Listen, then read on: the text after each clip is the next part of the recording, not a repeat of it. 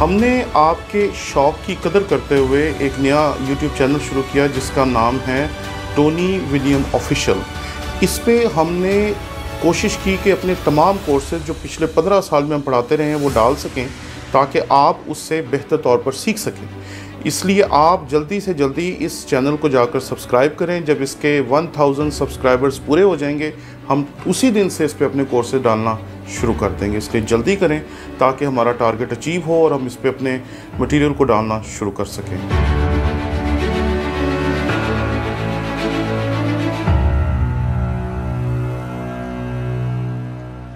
خدا نے موسیٰ کے وسیلے سے شریعت بخشی اور شریعت کا مقصد یہ تھا کہ انسان کو احساس دلائے کہ اس نے کیا کرنا ہے اور کیا نہیں کرنا۔ موسیٰ سے پہلے جب خدا کلام کرتا تھا تو وہ ایک ایک بندے سے کلام کرتا تھا۔ اس نے ابراہیم سے کلام کیا، اس نے آدم سے کلام کیا، اور اس کے بعد آپ جانتے ہیں کہ اس کی اولاد سے بھی خدا وقتاً فوقتاً کلام کرتا رہا۔ لیکن جب شریعت خدا نے دی تو شریعت دینے کا خاندان کی بات بھی نہیں تھی، بلکہ بات اس سے بھی آگے نکل گئی تھی۔ ایک پوری قوم جس کی خدا نے رہنمائی کی کہ انہیں کیسے اپنی زندگی بسر کرنی۔ ایک پوری نسل تھی جو 12 قبائل سے زیادہ لوگوں پر مشتمل تھی اور ان کے ذمہ تھا کہ انہوں نے اپنی زندگی کیسے گزارنی۔ ان کے لیے خدا نے شریعت بخشی، اور آپ جانتے ہیں کہ شریعت جو تھی اس کے اوپر جو یہودی تھے وہ درست طور پر عمل نہیں کر سکے، اور وہ بار بار خدا کی جو شریعت تھی اس سے بھٹک جاتے تھے۔ اب بار جب وہ خدا کی شریعت سے بھٹک جاتے تھے تو خدا بار ان کو رسولوں کے وسیلے سے، نبیوں کے وسیلے سے، اپنے پیغمبروں کے وسیلے سے احساس دلاتا تھا کہ بھئی تم دوبارہ اسی جگہ پر آؤ جہاں سے میں نے تمہیں چلنے کو کہا ہے، اور ویسے ہی چلو جیسے میں نے تمہیں چلنے کے لیے شریعت میں تمہاری رہنمائی کی۔ لیکن شریعت کی رہنمائی جو ہے وہ لوگوں کو اس طرف لے گئی کہ ہم نے کیا کرنا ہے اور کیا نہیں کرنا، پوری قوم کے طور پر۔ اور لوگ جو تھے وہ اس بات کے عادی ہو گئے کہ وہ لوگوں سے پوچھتے تھے کہ میں یہ کر سکتا ہوں، میں ویسا کر سکتا ہوں، اگر میں ایسا کر دوں تو ٹھیک ہے، اگر میں ویسا کر دوں تو ٹھیک ہے۔ اور لوگوں نے شریعت کے احکامات کو اپنے طور پر استعمال کرنا شروع کر دیا، اس کا مذاق ہی بنانا شروع کر دیا۔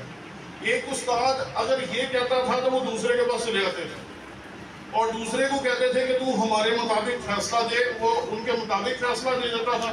وہ کہتے تھے وہ استاد ٹھیک نہیں ہے، استاد ٹھیک ہے۔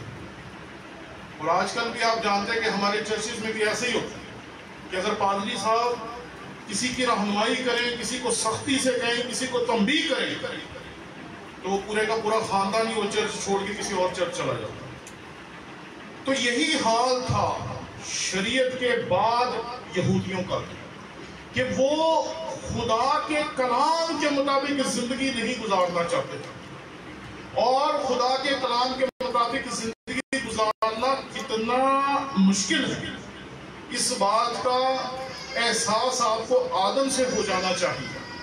خدا نے آدم کو کتنے حکم دیے تھے؟ صرف ایک، اور وہ اس ایک حکم پہ بھی پورے طور پر عمل پیرا نہیں ہو سکا، اور اس نے اس ایک حکم کو بھی توڑ دیا۔ تو جو بنی اسرائیل تھے ان کو تو خدا نے سینکڑوں حکم دیے تھے، تو ان سینکڑوں حکموں کو توڑنا تو ان کے لیے بہت آسان تھا۔ تو پھر خدا نے جب دیکھا کہ انسان نہ تو شریعت کو مان سکا اور نہ ہی اپنے رسولوں اور نبیوں کی تعلیمات کو مان سکا، تو پھر خدا نے اپنے لوگوں کی رہنمائی کے لیے انہیں ایک اور چیز بخشی، اور وہ چیز تھی ان کے سامنے ایک کامل نمونہ۔ اور جو کامل نمونہ انسانیت کے سامنے خدا نے دیا وہ اس کا اکلوتا بیٹا مسیح خداوند، اور مسیح خداوند جو تھا وہ کامل نمونہ ہے اس انسانیت کے لیے۔ آج بھی بہت سارے لوگ ہیں جو مسیح یسوع کی ذات کے بارے میں بہت کچھ کہنا چاہتے ہیں، لیکن آپ جانتے ہیں کہ لوگوں کی تنقید دھری کی دھری رہ جاتی ہے، کیونکہ مسیح جیسا اس دنیا میں اور کوئی انسان نہ آیا تھا، نہ آیا ہے، اور نہ ہی آئے گا۔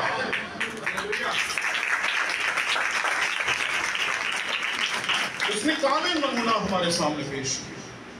اس نے اپنے آپ کو ایک نمونے کے طور پر خدا کی ایک ایک بات کے تحت اپنی زندگی گزار کر ایک کامل نمونہ ہمارے سامنے رکھ دیا، اور جب وہ آسمان پر چلا گیا تو بات پھر وہیں سے شروع ہو گئی کہ اب انسان کس کی رہنمائی میں چلے۔ کوئی پولوس کی رہنمائی میں چلنا چاہتا تھا، کوئی برناباس کی رہنمائی میں چلنا چاہتا تھا، کوئی کسی کی رہنمائی میں چلنا چاہتا تھا، کوئی کسی اور کی رہنمائی میں چلنا چاہتا تھا، لیکن مسیح جو ہے وہ علیم کل ہے۔ جب وہ اس دنیا میں ہی تھا تو اس نے لوگوں کو بتا دیا تھا کہ بہت کچھ ایسا ہے جو مجھے تمہیں بتانا ہے، لیکن ابھی کہوں گا تو تمہیں اس کی سمجھ نہیں آئے گی۔ اس لیے اس نے کہا کہ اب ضرورت نہیں ہے کہ تم بار بار بھاگو، کبھی کسی نبی کے پاس، کبھی کسی رسول کے پاس، کبھی کسی شریعت کے استاد کے پاس، کبھی اس کے پاس، کبھی اس کے پاس، اور ان کے پاس جا کے بھاگ کے پوچھو کہ میں نے یہ کر لیا، کیا یہ درست ہے یا غلط ہے، میں نے یہ کر لیا، کیا یہ درست ہے یا غلط ہے۔ اور میں کبھی کبھی لوگوں کی باتیں سنتا ہوں تو اتنی احمقانہ باتیں ہوتی ہیں کہ ہنسی آتی ہے کہ یہ انسان بھی ہے کہ نہیں۔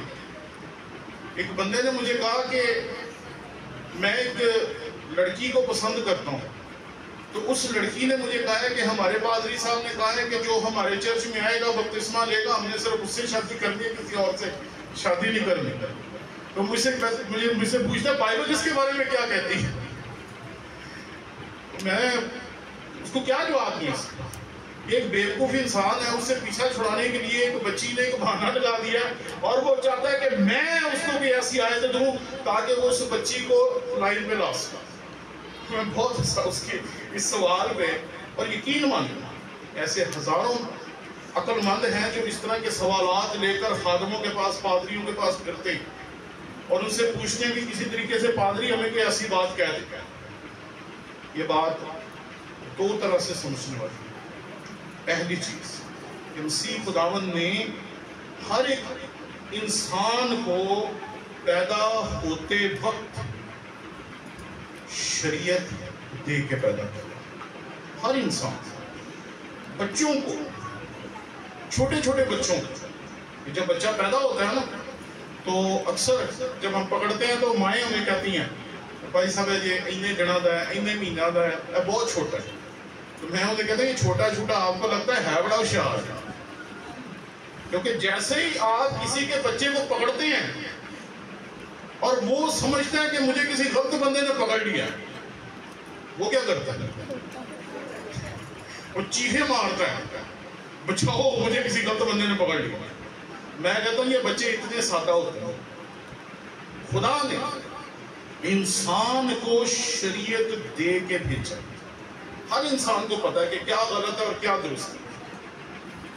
ایک بڑی پرانی روایت ہے کہ جب کوئی کتا کھانا کھا رہا ہوتا ہے نا تو اس کتے کے پاس نہیں جاتے، کیونکہ اگر کوئی کتا کھانا کھا رہا ہے اور آپ اس کے پاس چلے گئے تو ہو سکتا ہے وہ آپ کو کاٹ لے۔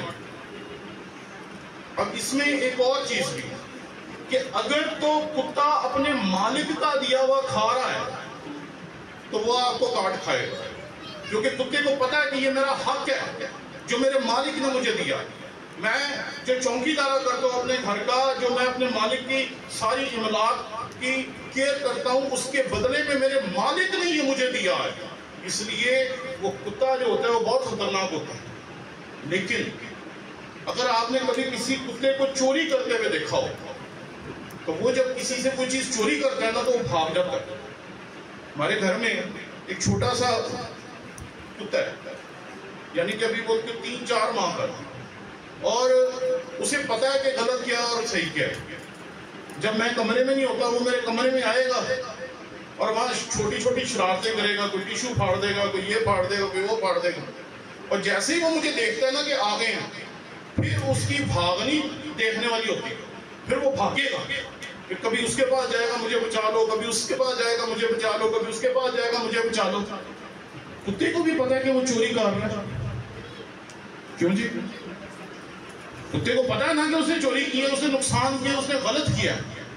ارے جب کتے کو پتا ہے کہ کیا درست ہے اور کیا غلط ہے، تو یہ کیسے ہو سکتا ہے کہ انسان کو جسے اس نے اشرف المخلوقات پیدا کیا ہے، جب اسے وہ دنیا میں بھیجے اسے پتہ ہی نہ ہو کہ مجھے کیا کرنا اور کیا نہیں کرنا۔ لیکن یہ چھوٹی چھوٹی باتوں کے لیے درست ہے، لیکن جب شریعت کی باتیں آتی ہیں، بڑی باتیں آتی ہیں، خدا کی ذات کے بارے میں آتی ہیں، تو جب نمونے نے اس دنیا سے واپس جانا تھا، جب مسیح خداوند نے جو انسانیت کے سامنے کامل نمونہ تھا، جب اس نے مردوں میں سے زندہ ہونے کے بعد واپس جانا تھا، تو خدا نے ہمارے لیے ایک انتظام کیا، اور وہ انتظام آپ کو یہاں پر ملتا ہے۔ 19 آیت کرنتھیوں کے نام پولس رسول کا خط، پہلا خط، اس کا 6واں باب اور اس کی 19 آیت۔ کیا تم نہیں جانتے کہ تمہارا بدن روح القدس کا جو تم میں بسا ہوا ہے اور تم کو خدا کی طرف سے ملا؟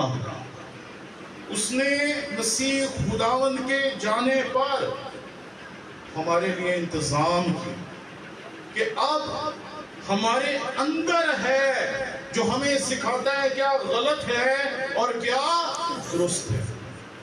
لیکن انسان ہے نا، ایک دفعہ ایک بچہ جو تھا وہ چوری کی کیس میں پکڑا گیا، تو مجھے وہاں بلایا کہ آپ ذرا ہماری مدد کریں، ہم اس کرسچن بچے کا کیا فیصلہ کریں۔ میں وہاں گیا تو اس کا ماں باپ جو باتیں کر رہا تھا وہ بڑی دلچسپ تھی۔ بھائی صاحب یہ بپتسمہ یافتہ ہے، اور میں ان کا منہ دیکھوں کہ جن کا مال انہوں نے چوری کیا انہیں تو فرق پڑنا ہے، اسے تو روح القدس کا بپتسمہ بھی ہوا ہے۔ اور مجھے سمجھنا ہے کہ میں تھانے داروں کو کیا بتاؤں کہ اسے روح القدس کا بھی بپتسمہ ہوا ہے، اسے پانی کا بھی بپتسمہ ہوا ہے، مال پھر نے چوری کر لی۔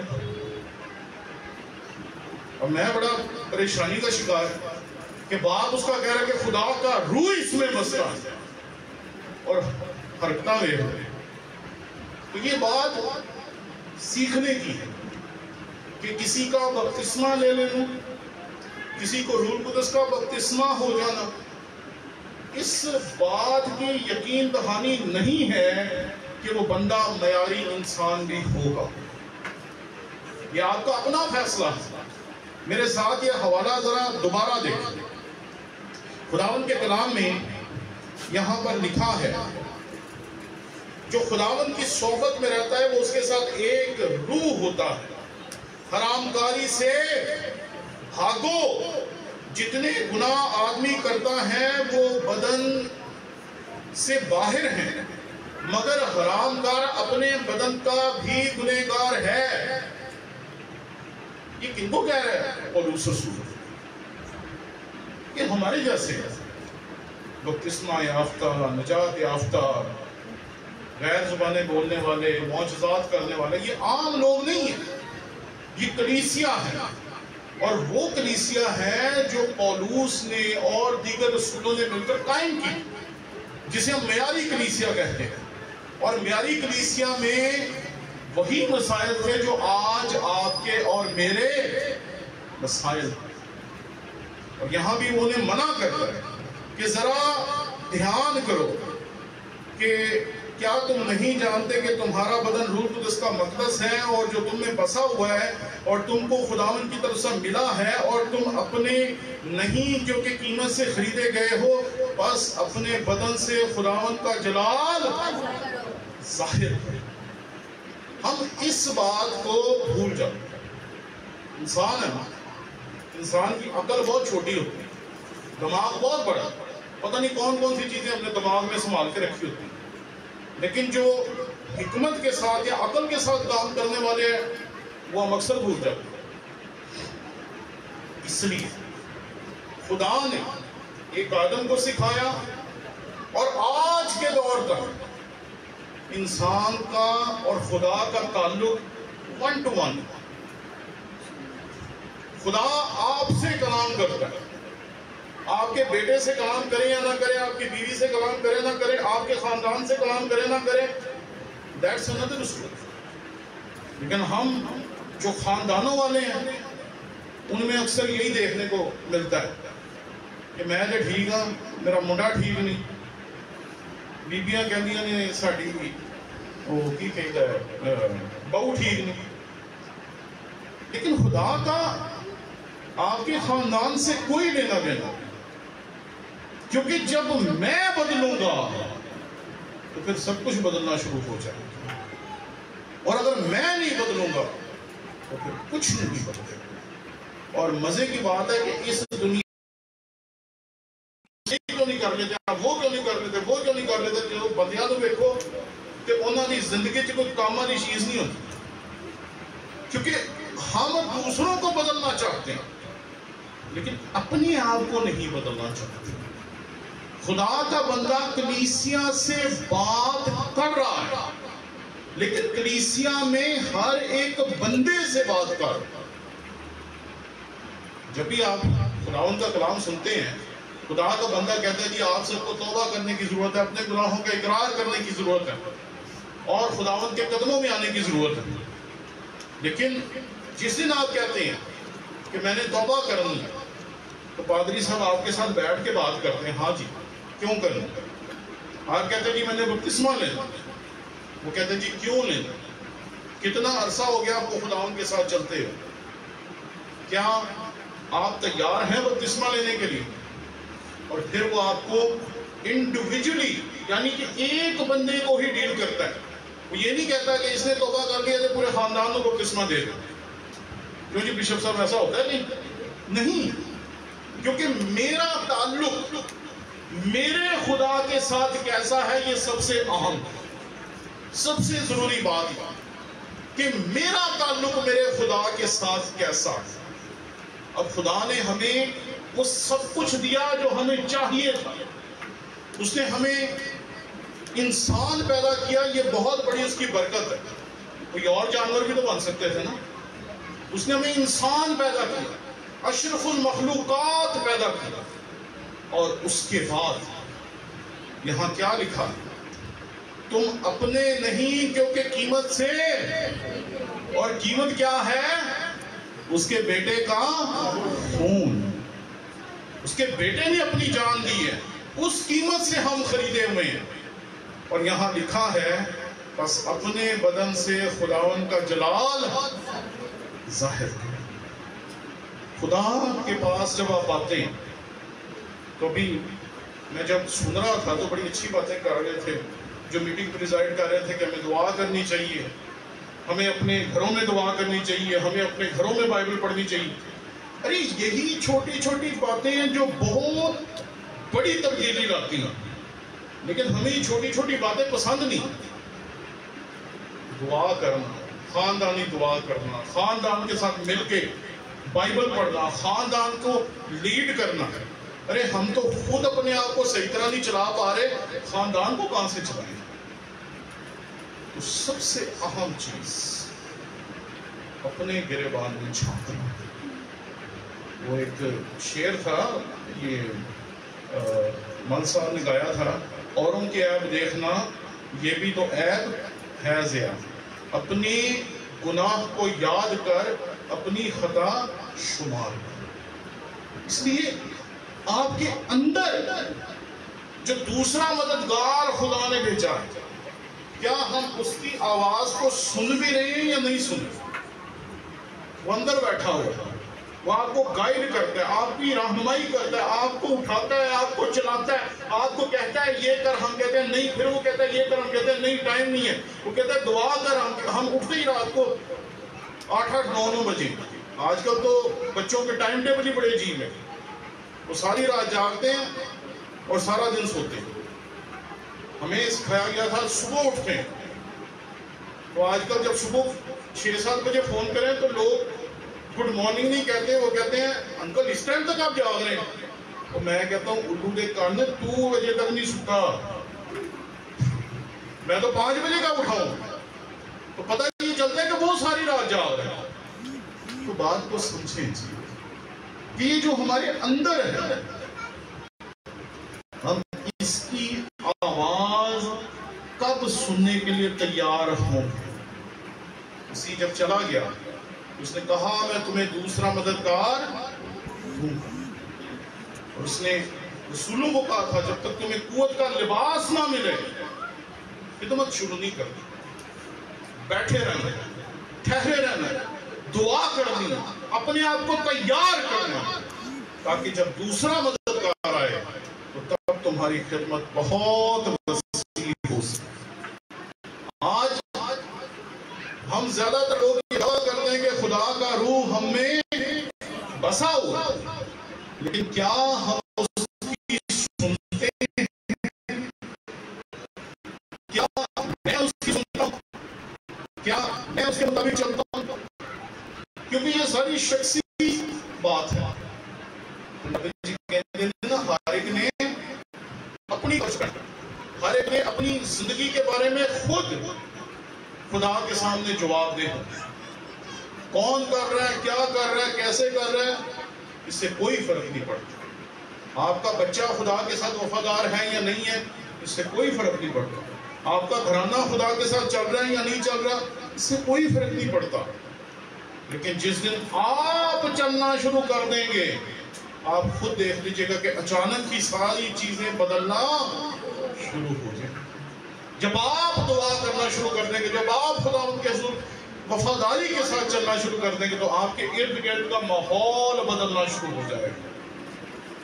اس لیے آج ذرا اپنے اندر جھانکنے کی ضرورت ہے, اپنے اندر دیکھنے کی ضرورت ہے. آج جب آپ پاک عشاء کی عبادت میں شریک ہیں تو ہمیں اس عبادت میں شریک تو ہونا ہے, لیکن ذرا اپنے اندر جھانک کہ ہم اپنے اندر کیا کیا غلاستیں لے کے بیٹھے ہوئے.